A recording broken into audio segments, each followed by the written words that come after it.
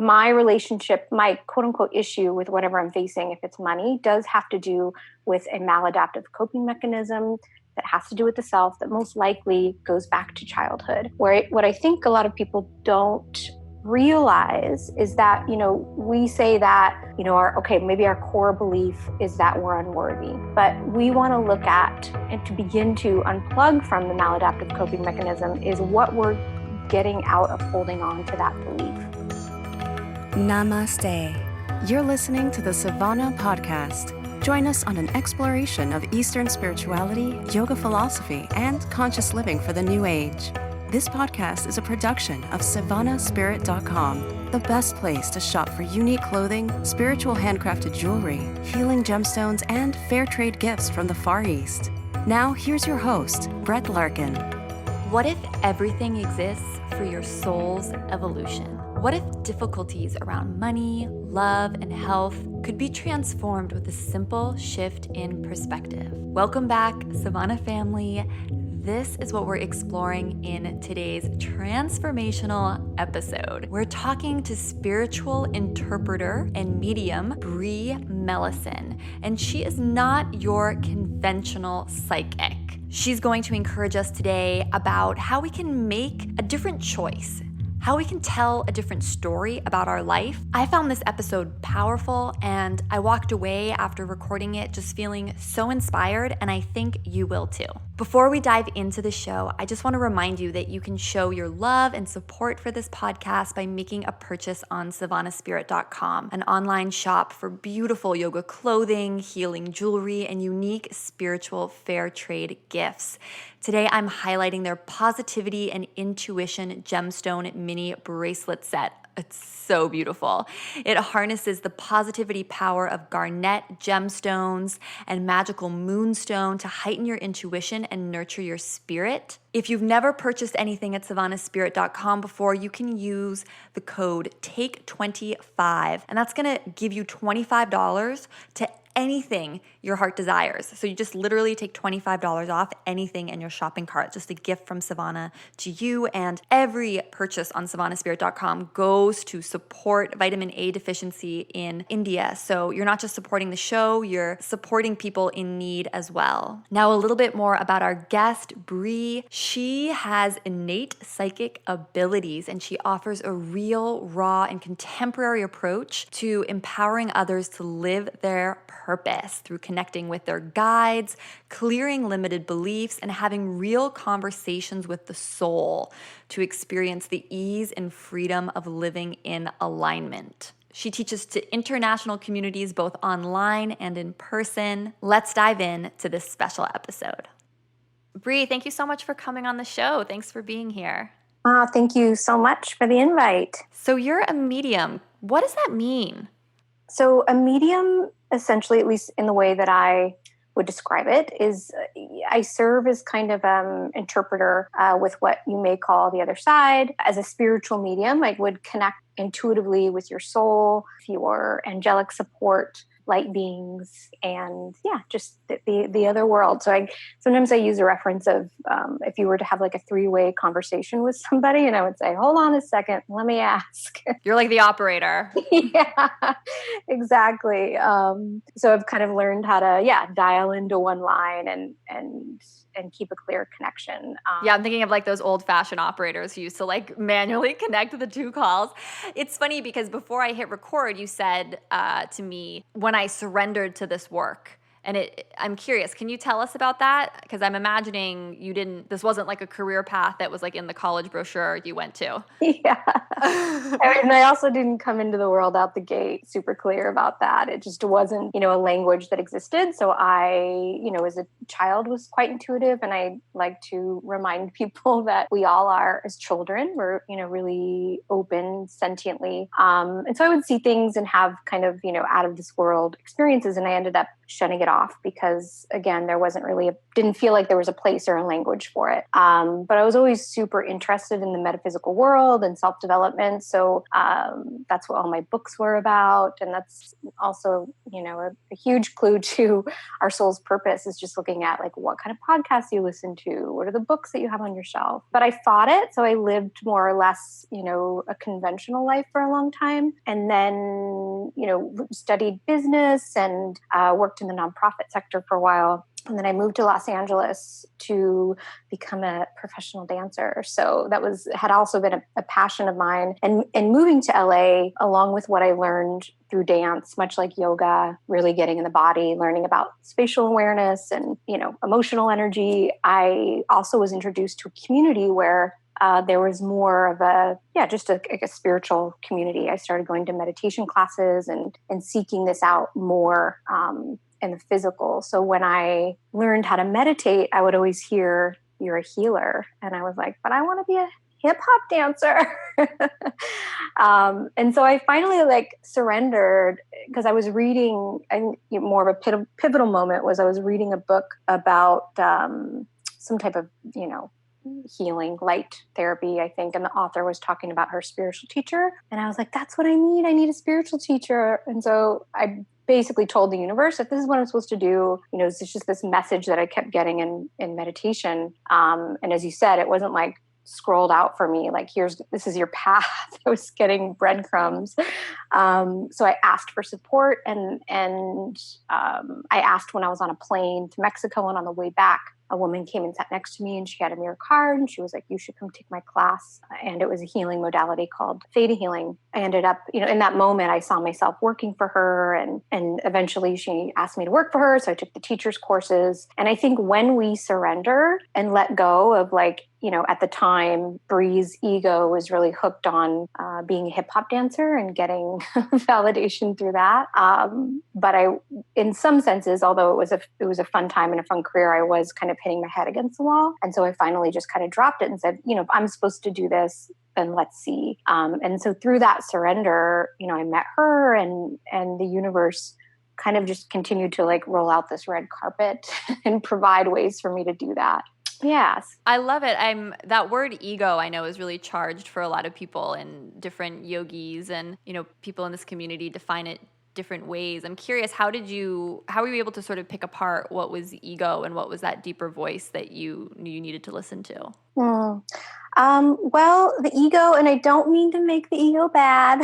We all need a little bit of ego. And I don't mean to make any of it bad, but sometimes I refer to it as the smaller self. So the smaller self is always going to kind of be manipulating, trying to figure out how to get the condition attached to what the other person's going to do, where the soul will be, not attached.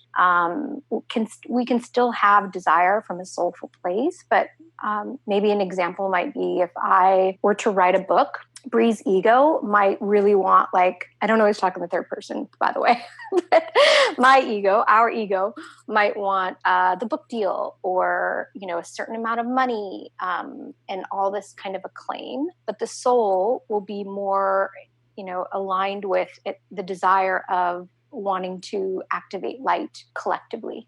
So we can still get to the great book deal or the number one seller with the soul's desire. And it's actually, when we align with the soul, we end up kind of getting there faster. The soul will always give us the shorter route, and the ego and the brain will kind of work double time. And that's where we get tripped up really when it comes to beliefs and functioning more from the smaller self or the ego. We can kind of tend to run in circles our entire life or lifetimes even. So I know you work with a lot of people and you travel internationally and you teach. Where do you see people getting blocked? Sure. Well, there's kind of these, and I make the joke of do you want money? Do you want a healthy body? You want love? It's mostly those, that's how they manifest, right? Behind the curtain of that all is our spiritual growth and our perception of ourselves. So what happens is people think they have an issue about money or about romance or about, even an ailment physically. But really it all comes back to, where am I separating myself from my true self, the soul, my higher self, and how am I functioning more from that smaller self and the ego? And so it all basically comes back to our perception and our beliefs about ourselves, and all of these other things are just manifestations of that. And Bree, do you ascribe to the theory that those beliefs are just sort of implanted in us in childhood, and then we kind of grow up just kind of assuming that a lot of stories that we heard from our parents or early childhood experiences are just truth? Yeah, a lot of them, most all of them come from childhood. That's correct. I do believe.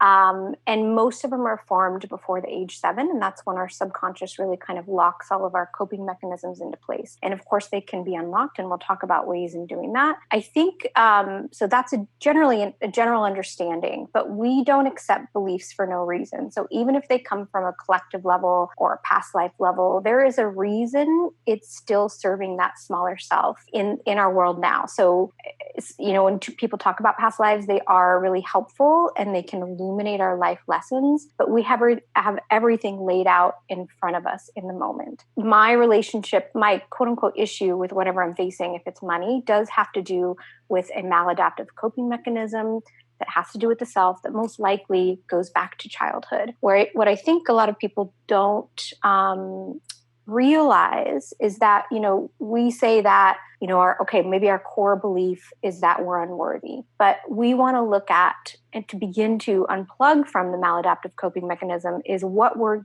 getting out of holding on to that belief. So say, I had a childhood and there was a lot of fighting in my household. What did I do to create safety or love is the real basic way to look at it.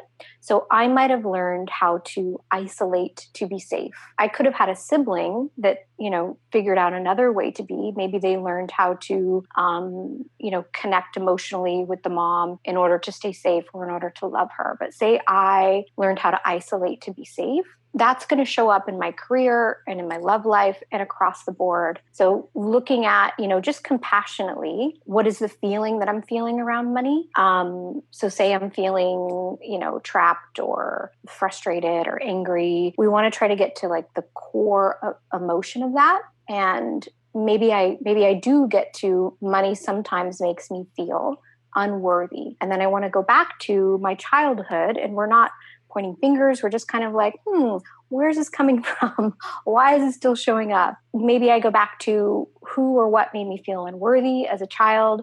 I go back to, maybe my parents, fighting and not what did I do to deal with that? I learned how to isolate, right? And there may be other coping mechanisms within that. To make that really deep change, we have to go to those deep places, because otherwise the manifestation will just shift into something else. Does that make sense? It does. I want you to keep going with the examples, because I think that's really, really helpful. And I think, like what you're teasing out here is something that's really interesting, because I think a lot of us on the spiritual path, it's like we're doing all this work, right? And like yoga asana or meditation or retreats to sort of clear a lot of this stuff. But what I feel like you're saying is almost like we can just clear it by just sort of like figuring out some key things in your childhood / subconscious and just sort of fix them.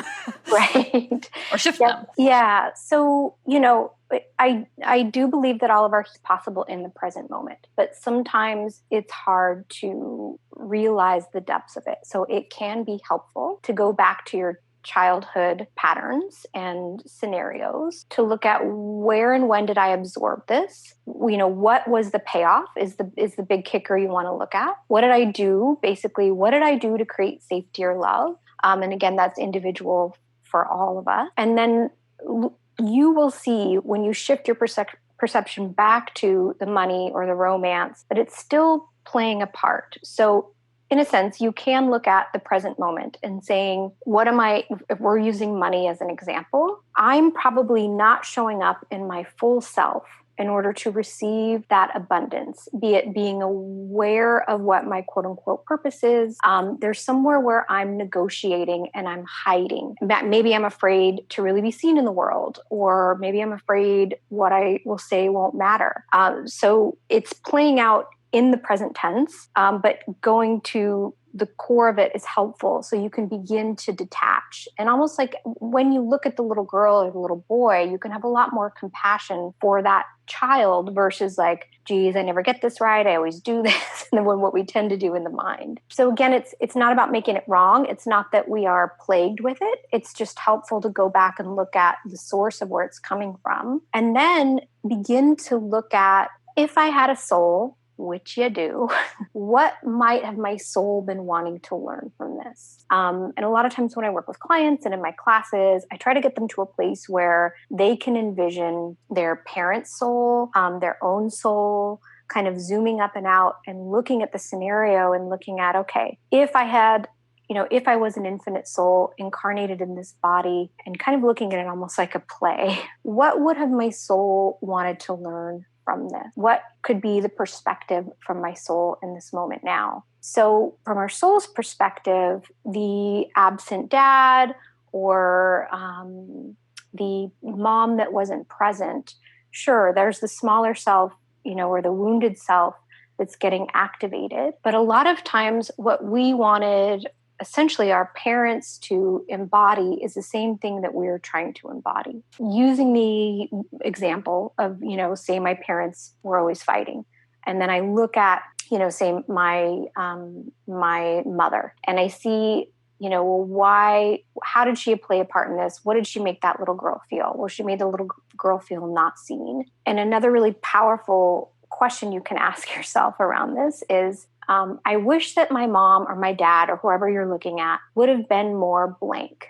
So maybe I had wished that my mom would have been more strong and in her own, right? Maybe I would have wished that she would have stood up for herself, or, had her been more connected to her creativity and her own voice. So I wish that my mom would have been more, let's just say strong to make it simple. If my mom had been more strong, I maybe would have turned out more. So if my mom had been more strong, I maybe would have turned out more confident in who I am. So you can see how we repeat the cycle. So it's not just that we accept what we see for no reason. We're also still looped in on top of that, needing them to heal. So what we want to do is release the need for them to heal and see that the possibility that they are a soul here trying to learn the very same thing that we're trying to learn. And how can I heal? I can heal by finally letting go of that story, finally letting go of the blame, in a conscious way to begin to, heal this belief. Even if you don't want to look at it from quote unquote the soul's perspective, you can just look at it on a conscious level of, if I were to tell a new story, so if I were to change this belief about money or what would be the new story that I would want to tell? And you want to keep it kind of general. So maybe maybe the new story I would want to tell, if we were looking at money, I wouldn't say that the new story I want to tell is that I make blank amount of money each month.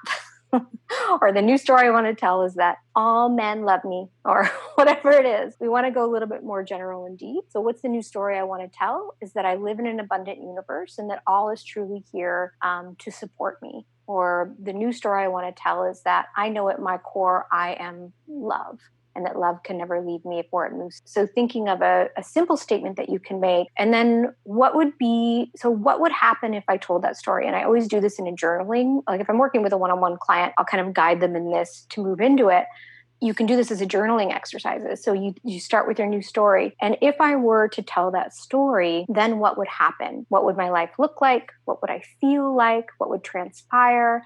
And beginning to align more with that perspective and vibration, which is really, again, your healing and the perspective of the soul. I'm so glad you mentioned journaling, because I've written down, as I take notes, as I do every episode, I feel like you've given us so many amazing journaling prompts. And so I was curious if journaling and writing kind of played a big role in what you're talking about here. And it sounds like it does. Yeah, personally, that's what really brings me back into alignment, of course, in addition to meditation. But there's something powerful about moving it through your body, through a pen, or even if you're typing, until you feel better, right? And not in a sense to like fix something, but just until you kind of reach a sweeter spot, or a better feeling thought. And I think it's just important to remember it's not about what we want to do is shift our perspective so we're aligning more with our truth, right? Because, with what I do now, if I hadn't experienced personally the pain that I went through, I wouldn't be able to do what I do now. I wouldn't be able to understand or be compassionate or understand the depths of this. And that goes for all of us. So we just want to be able to kind of, shift that into the light, not making anything wrong, and realizing, if another journaling prompt alert, if this were working in my favor, then how would that look, right? So if this person or this circumstance was really here to help me to step into my next expression of myself, or more into my truth, or more in alignment with love, then how would they be doing that? Because if we want the guy to text, we want the money to be in our bank account, like we want those conditions to change, but that's not our healing, and it won't be sustainable. What's sustainable is reaching more of that vibrational point, in the higher perspective, so that those things can be some of the norm. So Bree, if someone, and I love how you said journaling prompt alert, because I use different colored pens as I take notes. And so I was like using the color pen for the prompt, and I got really excited. If this were working in my favor, you said, what would that look like? And this is where I'm curious to ask you, because I do a lot of journaling work, and I teach a lot of it to my students as well. And I think that something that people struggle with is like, what if you're writing, like you want the guy to text, right? Or you want more money, but it doesn't feel authentic. Like it feels fake that when you're writing it, because you don't believe it yet. Do you ever have clients in that situation? Like, what do you tell them? That's when and why it's helpful to go to the core of the issue versus, I'm not there because I don't believe it's possible yet, or that I'm worthy yet, or whatever the deeper issue is. So it's more helpful to go more general. And so I would loop back to the other journaling prompt of, if I were to tell a no story, then what would that look like? And from a more spiritual perspective, with that question would be, so say the guy is not text back. So what are the person isn't doing what you want to do? What if this person was a soul versus who I'm seeing them to be, and the needs I have placed on them, like basically like Post-it notes, right? In order for me to feel better. So what if that person were a soul here to help me with my alignment? Then what would they actually be helping me with versus, it's harder for us to wrap our heads around, of course, not having enough money isn't working for me. You know what I mean? But if this were God or the universe or divine love dressed up as what I perceive to be a limited circumstance or limitation, then how would I see it? So it's go deeper, go home. Does that help? Yeah, it reminds me of the Yoga Sutras, where it talks about seeing everyone in every circumstance as a friendly teacher, right? So maybe the person who's not texting you back is, there to teach you that you don't need to be reliant on their texts or satisfaction, that you need to be content and whole in yourself, right? Is that too simplistic? But like, that's kind of what we're getting at. I love it. It's like, go deep or go home. That's a good one. And the freedom, like the eternal healing that could happen by detaching from that condition and seeing it from that perspective. Like that doesn't, the condition doesn't hold the light to what you can experience by detaching from that and learning the lesson. And then when you step into the lesson or the soul's awareness, then the conditions have no reason to show up anymore from a metaphysical perspective. I've learned the lesson. I've moved on to whatever my next lessons are. From my experience, they tend to have an easier vibration or a lighter vibration. That's very cool. So you can like ninja trick your way to just sort of like more ease, it sounds like. Yes. Imagine if we were to view, and it's not easy, but at least we can do these practices. Like if absolutely everything existed for that, which is the truth, which is the divine truth, literally. Like everything's existing for our soul's evolvement is basically what you're saying, right? Absolutely everything. Yeah. So and we choose when and how, we can take those blinders off, and, just another PSA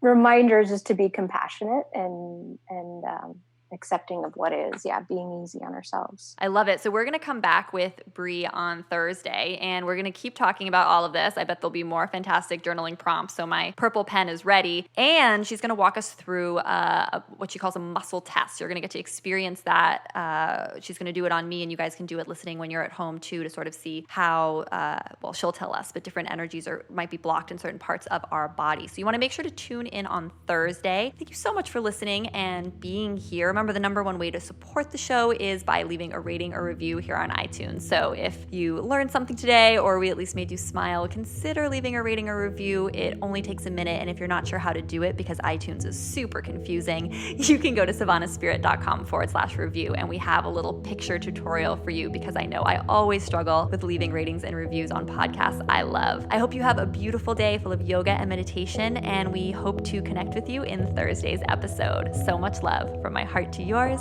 Namaste. You've been listening to the Savannah Podcast. To find out more about Savannah, go to savannahspirit.com or follow Savannah on Facebook at facebook.com/Savannah Spirit. For daily inspiration, check out our blog at savannaeast.com. Be sure to join us next week for a new episode, and thank you for listening to the Savannah Podcast.